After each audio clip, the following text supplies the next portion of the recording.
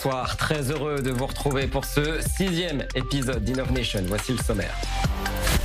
Les mineurs bientôt bannis des réseaux sociaux. L'Europe y pense, les députés européens travaillent sur un projet de loi et l'Australie, elle, passe à l'action en interdisant l'accès aux moins de 16 ans. Des entreprises travaillent déjà sur des applications pour empêcher les mineurs d'accéder à certains sites. Notre dossier de la semaine, la health tech, la technologie au service de la santé. À quoi ressembleront les médecins, les médicaments de demain? Quel rôle jouera ou joue déjà l'intelligence artificielle? Nous vous emmènerons également chez NewPhase, la start-up israélienne qui espère prolonger la vie des patients atteints de cancer. Enfin, dans notre rétroviseur, Teva, né ici en Israël. Cette entreprise propose des médicaments dans les pharmacies du monde entier. Teva, c'est 3600 médicaments, 76 milliards de comprimés chaque année. Vous en avez forcément chez vous et ce soir, on vous raconte l'histoire de cette entreprise israélienne. Voilà pour le sommaire. Tout de suite, les 3 infotech.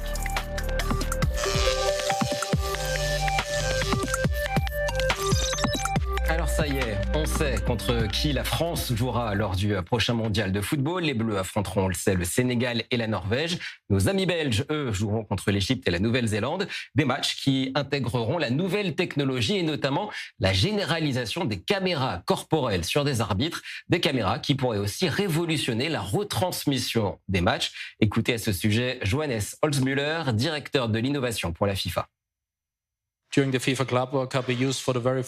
Nous voulons capitaliser sur le succès de la Coupe du Monde des clubs de la FIFA qui s'est déroulée cette année aux États-Unis où nous avons testé avec succès la caméra corporelle des arbitres. Nous l'avions baptisé « l'arbitre avec vous ».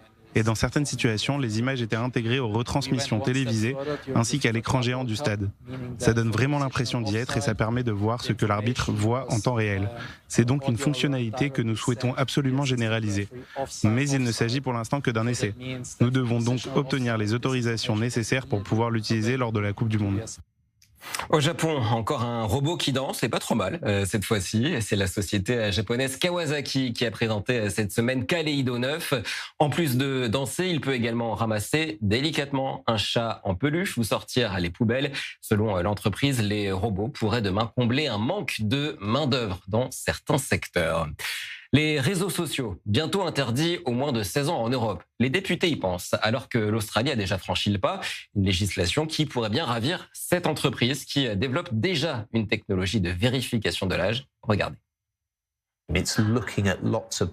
L'algorithme analyse un certain nombre de motifs sur le visage. Ces motifs sont traduits en nombres qui deviennent ensuite des modèles permettant d'utiliser des algorithmes mathématiques pour déterminer si en observant ces motifs sur le visage, il est plus probable qu'il s'agisse d'une personne de 40 ans plutôt que de 20 ans. Et sa performance s'améliore constamment grâce à la base de données constituée à partir d'un très grand nombre de visages. Si un humain pouvait analyser 50 millions de visages, il serait sans doute capable d'estimer l'âge avec une plus grande précision. Voilà pour les 3 infotech de la semaine. Avant de passer à notre dossier de la semaine sur la FT, je vous propose de rester un peu sur cette question des réseaux sociaux. TikTok, Instagram, Twitter sont-ils vraiment si mauvais que ça pour notre santé? On va poser la question à Océane Nicole qui nous rejoint depuis la salle de rédaction. Bonsoir Océane. Une étude bouscule les idées reçues sur le temps passé à scroller sur notre téléphone. Dites-nous tout. Oui, Christopher, une équipe de chercheurs américains a décidé de faire une étude plutôt simple, une semaine complète sans réseaux sociaux, justement pour voir les conséquences que ces réseaux sociaux ont sur la santé mentale et voir quelles conséquences il y a si on fait une pause complète. Alors au total, 295 jeunes américains âgés de 18 à 24 ans se sont pris au jeu. Alors d'abord, pendant 2 semaines, leur usage des réseaux sociaux, que ce soit Facebook, Instagram, Snapchat, TikTok, X a été mesuré précisément et ils ont tout stoppé donc pendant une semaine et le résultat montre que le temps passé devant l'écran, les notifications, consultations, etc. Finalement ça a un faible lien avec les symptômes de dépression, d'anxiété, de solitude, d'insomnie, sauf quand il existe une utilisation problématique ou addictive des réseaux sociaux avec donc une addiction à vouloir notamment se comparer. Ce n'est donc pas forcément le temps que l'on passe sur les réseaux sociaux qui est problématique, mais vraiment la façon dont on utilise ces réseaux. Si par exemple on se compare beaucoup avec ce que l'on regarde, si on voit que la personne est plus belle, plus grande, plus mince, plus en forme, eh bien là ça peut avoir un impact sur la santé mentale. Donc l'impact des réseaux sociaux sur la santé mentale dépend moins du temps passé que de l'état émotionnel et psychologique dans lequel cette utilisation se produit. Faire une pause est aussi bénéfique, surtout quand les troubles sont importants. Chez les jeunes qui ont fait cette détox, on voit notamment une diminution de 16,1% des symptômes d'anxiété, une diminution de 24,8% de la dépression, ainsi qu'une diminution de 14,5% de l'insomnie. Quoi qu'il en soit, donc selon ces chercheurs américains, pour améliorer sa santé mentale, eh bien, vaut mieux se concentrer sur l'utilisation de ces réseaux sociaux plutôt que de les bannir complètement. Et prudence donc pour les personnes qui sont sensibles et émotionnellement un petit peu plus instables que les autres. Merci beaucoup, Océane Nicole. Tout de suite, notre dossier de la semaine, la Health Tech.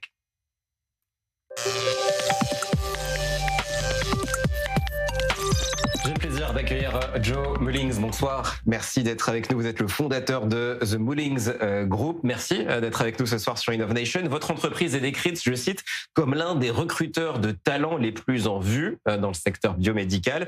Si vous deviez d'abord résumer la Health Tech, la MedTech en quelques mots, que diriez-vous ? Sure. So the Mullings Group Companies is the number one search firm in the world. Les compagnies Mullings sont les premières compagnies de recherche dans le domaine médical. Nous faisons des unions de plusieurs compagnies qui sont des startups dans le domaine biomed et qui amènent des technologies pour le reste du monde ensuite. Le travail qu'on fait avec les compagnies israéliennes et américaines qui finissent par être acquises par des grandes compagnies de biotech et de medtech. Donc on l'a entendu, votre entreprise est américaine, vous développez votre présence ici en Israël. Qu'est-ce qui vous attire dans la tech israélienne ?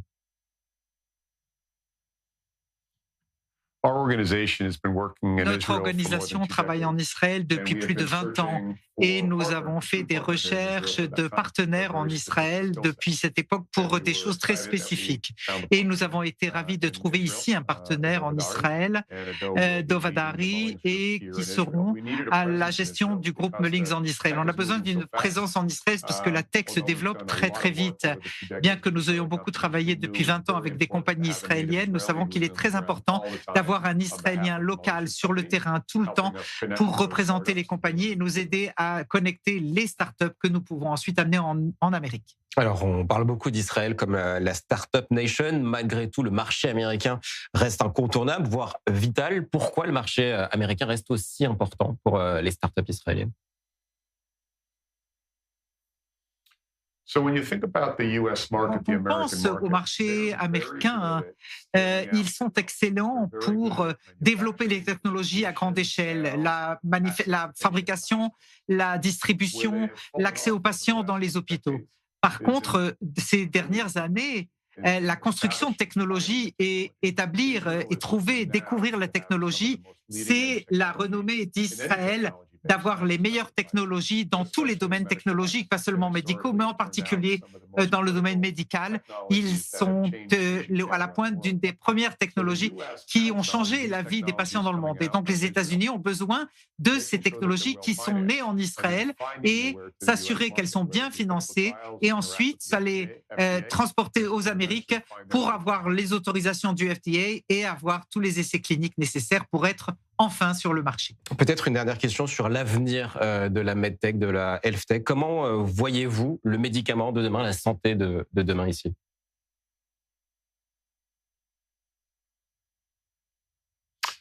Alors, les médicaments, nous avons réglé la majorité des situations, ce que nous considère compliquées, donc la maladie cardiaque, pulmonaire, mais quand on règle les grands problèmes, on commence à trouver les choses qui sont soi-disant plus simples. Donc, quand vous réussissez à soigner les grands problèmes, eh bien, les petits problèmes deviennent plus compliqués et c'est là qu'Israël est intéressante parce qu'ils comprennent toutes ces maladies. Et donc, je pense que nous allons commencer à pouvoir trouver des maladies et les découvrir plus avant avec moins de complications dès leur départ et donc soigner les personnes, les patients plus rapidement. Et donc, ce sera un modèle pour ceux qui sont malades pour que la maladie ne se développe pas plus avant et qu'ils puissent avoir les thérapies nécessaires. Et ça, c'est essentiel pour évidemment soulager le fardeau physique et économique quand les maladies se développent beaucoup trop rapidement et de manière importante. Une deuxième dernière question. Je crois que vous avez aussi des entreprises en France. On est Innovation en français. Parlez-nous de ces entreprises en France, peut-être. Une des choses les plus intéressantes à propos d'Israël, c'est que cela attire des personnes qui souhaitent amener des technologies dans le reste du monde.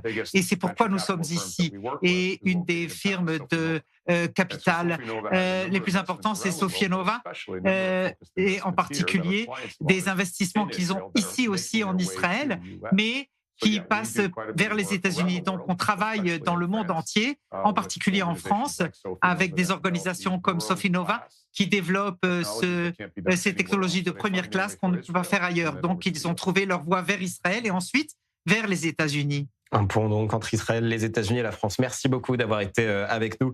Joe Mullings, fondateur de The Mullings Group. Merci d'avoir été en direct avec nous sur i24 News. Comme chaque semaine, je vous propose à présent de partir à la découverte d'une preuve concrète dans le domaine de l'innovation médicale. NewPhase est une start-up israélienne qui a l'ambition de prolonger la vie des patients atteints de cancer de stade 4. Une start-up qui a développé une technologie qui détruit les cellules cancéreuses sans effet secondaire, ce qui permet aux patients de renouveler autant de fois que nécessaire le traitement. Regardez ce reportage que nous avons réalisé avec Alon Maor et Amit Katz.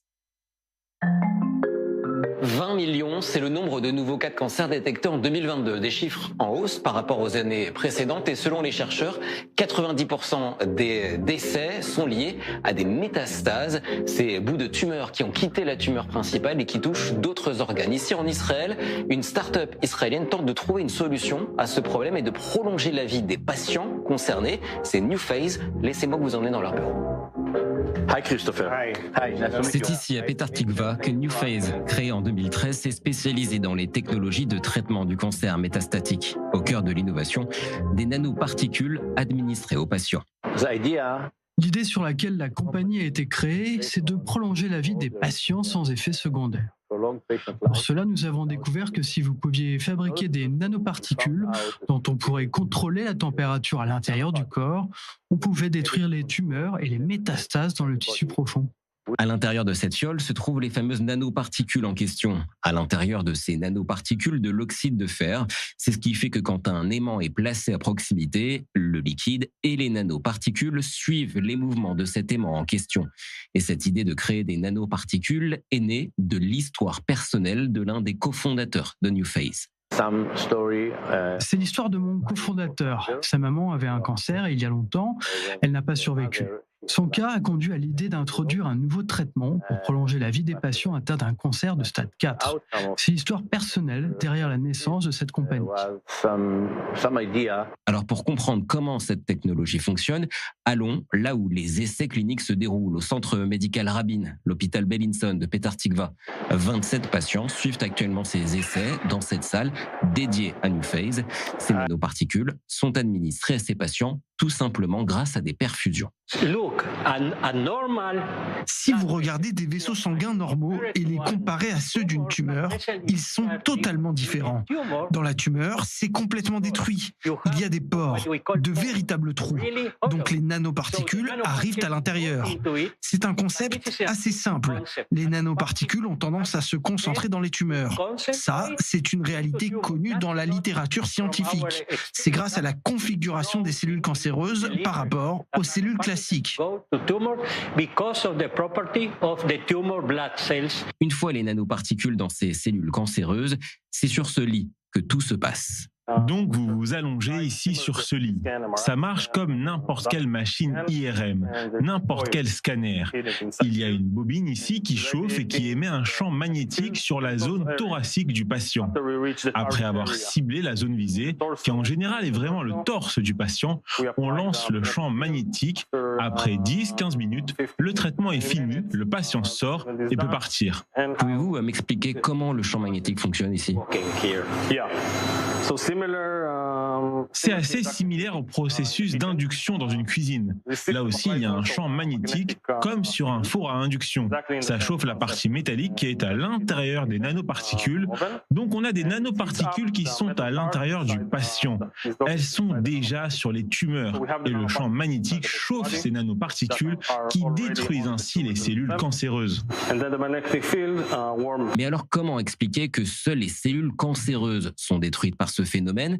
Eh bien, tout est une question de résistance des cellules saines par rapport à celle de la tumeur. D'abord, il faut comprendre que les cellules cancéreuses sont fragiles par rapport à des cellules saines. Pour détruire des cellules normales, il faut des températures plus importantes. 45 degrés est suffisant pour détruire les cellules cancéreuses, alors que la membrane d'une cellule saine résiste à des températures encore plus élevées. Et c'est cette différence qui nous permet de détruire les cellules cancéreuses tout en protégeant les cellules saines. Autre élément important, les cellules saines résistent à des températures bien plus élevées que les cellules cancéreuses. Avec cette technologie, NewPhase ne prétend pas guérir ces cancers, mais plutôt prolonger la vie des patients. Notre technologie ne présente aucun effet secondaire, donc on peut renouveler le traitement. On a un cas ici en Israël où un patient a été traité 7 fois sur plusieurs mois. Donc c'est l'idée de prolonger la vie avec des traitements répétés. A-t-on une estimation de la durée de vie supplémentaire que ce traitement pourrait offrir ou il est encore trop tôt pour le dire? C'est difficile à dire, mais il faut se rappeler que tous les patients concernés ont déjà épuisé toutes les autres options. L'objectif avec ce traitement, c'est vraiment de prolonger la vie sans effet secondaire et surtout d'améliorer considérablement leur qualité de vie. Bien plus que ce que permettent aujourd'hui la radiothérapie, la chimiothérapie et les traitements classiques. Aujourd'hui, 27 patients suivent les essais cliniques à Petah Tikva. Pour un développement à grande échelle, NewPhase espère passer par les États-Unis. La FDA, l'agence américaine du médicament, regarde avec attention ce qu'accomplit cette équipe israélienne. Dans un futur proche, vu que la FDA a reconnu nos résultats ici en Israël, aux États-Unis, nous allons devoir faire ces mêmes essais cliniques sur 9 patients. On a déjà eu une approbation. Des essais cliniques qui devraient commencer d'ici le mois prochain dans un hôpital très réputé. Ces essais cliniques devraient durer quelques mois aux États-Unis et NewPhase espère développer sa technologie à grande échelle dans les 2 à 3 prochaines années. Une technologie qui n'est pas une promesse de guérison pour les patients atteints de cancer, mais celle de pouvoir gagner un temps précieux, de vivre dans de meilleures conditions et ainsi offrir peut-être un nouvel horizon. Et j'accueille désormais sur ce plateau, le plateau d'Innovation, Aurélie Gutmann. Bonsoir, merci d'être avec nous. Vous êtes expert technique international à l'Institut français d'Israël. On va d'abord revenir sur cette délégation française qui est en ce moment en Israël, ici à Tel Aviv. C'est dans le cadre de la semaine IA et santé. Dites-nous en plus sur cette fameuse semaine intelligence artificielle et santé. Alors c'est la semaine de l'intelligence artificielle qui a lieu à l'université de Tel Aviv, et on a décidé en fait il y a quelques mois d'organiser en fait dans la continuité du summit qui avait lieu au mois de février à Paris, le AI Summit, d'organiser ce symposium en fait autour de l'intelligence artificielle, plus particulièrement sur la santé. Donc on accueille une très belle délégation avec vraiment des institutions de grand renom comme l'Institut Gustave Roussy, l'assistance, la PHP. Et un certain nombre de grands professionnels de santé qui viendront en fait. Vraiment, l'objectif, c'est de pouvoir renforcer des dialogues et créer de nouvelles coopérations entre la France et Israël, aussi bien académiques qu'industrielles. Gustave Roussy, c'est l'Institut pour le cancer, si je ne me trompe pas, la PHP, les hôpitaux de Paris notamment. Est-ce que ces liens technologiques et économiques entre Paris et Jérusalem se sont poursuivis, sachant qu'il y a, on le cache à personne, on le révèle à personne, des tensions diplomatiques en ce moment entre la France et Israël. La coopération continue malgré ça? C'est au contraire, la coopération scientifique et autour de l'innovation, c'est vraiment le dialogue sur lequel on a vraiment mis l'accent aussi ces derniers temps et sur lequel on a été aussi fortement soutenu par l'ambassade. Donc c'est un événement qu'on organise vraiment, d'ailleurs je ne l'ai pas souligné, en collaboration avec les services de l'ambassade, le ministère israélien des sciences et technologies et la Fondation France-Israël. Donc c'est vraiment un projet conjoint. Donc non, au contraire, c'est vraiment un lieu pour le dialogue et un sujet sur lequel on a eu un fort soutien. Donc le pont entre Paris et Jérusalem est toujours là, ça c'est une bonne nouvelle. On va parler intelligence artificielle, forcément. Est-ce que vous avez des exemples concrets aujourd'hui où l'intelligence artificielle intervient déjà dans notre santé Pas forcément la santé du quotidien, mais aujourd'hui dans le domaine de la santé. En fait, l'intelligence artificielle, c'est pas quelque chose de théorique aujourd'hui. C'est vraiment, on est dedans en fait. Donc ça va être, c'est très présent dans les hôpitaux, c'est déjà présent dans la recherche médicale. Ça va être vraiment nous aider à diagnostiquer un patient, à par exemple aussi mettre en place des diagnostics sur certaines pathologies avant le début des symptômes. Ça va être mieux prendre en charge un patient, l'accompagner d'une meilleure manière en fait, même dans le parcours patient tout au long de son parcours en fait. On utilise tous l'intelligence artificielle, elle ne nous fait pas forcément peur ici à InnovNation évidemment, mais certains peuvent avoir peur. Qu'est-ce qu'on peut répondre à ceux qui ont peur demain de voir un médecin utiliser l'intelligence artificielle pour leur diagnostiquer une maladie ou autre? C'est vraiment c'est par rapport à peut-être disons qu'en Israël on a quand même une adoption on a été habitué en fait à l'utilisation en fait de ces nouvelles technologies puisque ça fait déjà 30 ans que le dossier médical électronique existe, donc ils ont déjà accumulé une longue expertise et accumulé un certain nombre de données qui du coup aujourd'hui sont des données de très belle qualité, et c'est vrai qu'aujourd'hui les enjeux éthiques et responsables sont importants. Il faut savoir aussi les appréhender sur vraiment toute la partie médicale, la privacy, c'est moi j'oublie mon français. Les données personnelles. Les données personnelles ainsi. Évidemment, il va y avoir aussi un élément autour de la responsabilité. Si jamais l'algorithme se trompe, qui va être le responsable? Ça fait partie des sujets sur lesquels évidemment il y a encore beaucoup à faire et à travailler. Justement, sur ce côté erreur de l'intelligence artificielle, évidemment l'humain fait des erreurs, le médecin fait des erreurs, on le sait. Mais si l'intelligence artificielle commet une erreur dans un diagnostic, est-ce qu'on sait déjà à qui imputer cette responsabilité? Je pense que c'est des sujets sur lesquels les gens travaillent actuellement, fortement. Donc on n'a pas encore de réponse là-dessus. Mais il faudra la développer, évidemment. Est-ce qu'on peut rêver d'une espérance de vie prolongée? Est-ce qu'on peut vivre demain plus longtemps grâce à l'intelligence artificielle? Je pense qu'on vivra plus longtemps demain grâce à l'intelligence artificielle, évidemment. Ça, c'est déjà des constats et des études qui ont été menées. Et on va avoir, en fait, ça va nous permettre d'avoir des diagnostics personnalisés, des traitements qui vont être personnalisés finalement par rapport à des personnes individuelles. Et donc, on a déjà aujourd'hui des collaborations qui existent entre, typiquement, Sanofi il y a un mois annoncé avec un investissement dans une société israélienne qui s'appelle Quant Health, sur la simulation, qui est spécialisée dans la simulation d'essais cliniques. Et notamment, c'est vraiment pour le développement de nouvelles molécules et nouveaux médicaments qui vont être vraiment personnalisés à un patient. Donc jusqu'à 120 ans, bientôt ne sera plus une expression peut-être. Merci beaucoup Aurélie Gutmann d'avoir été avec nous, experte technique internationale à l'Institut français d'Israël. Allez, place tout de suite à Rétrotech.